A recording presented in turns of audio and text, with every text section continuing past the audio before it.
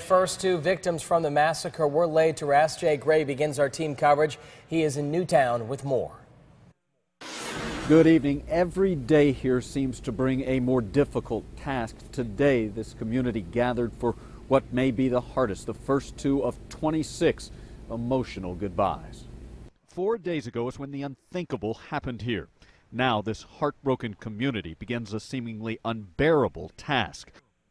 Today, the first two of 20 young children were laid to rest. 6-year-old Noah Posner, described as larger than life in the light of a family that includes a twin sister who escaped the gunfire.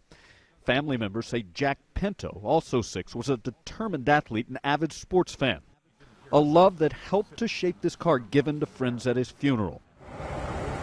As the painful work of burying the victims begins, the meticulous investigation to understand how and why continues. The answers are for the poor victims, the families, the people of Connecticut that need to know and see a clear picture as to exactly what happened here.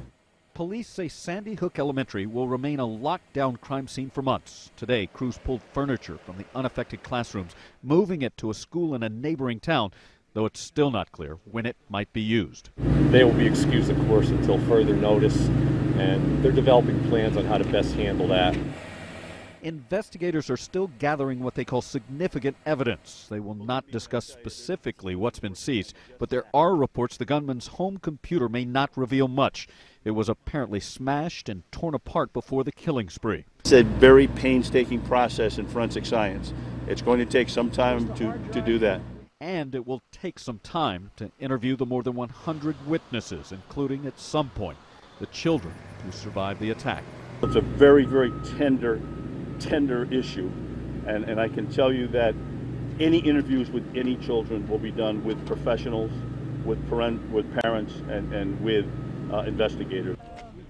One that can only come after the heart-wrenching process for these kids and this community of saying one final goodbye.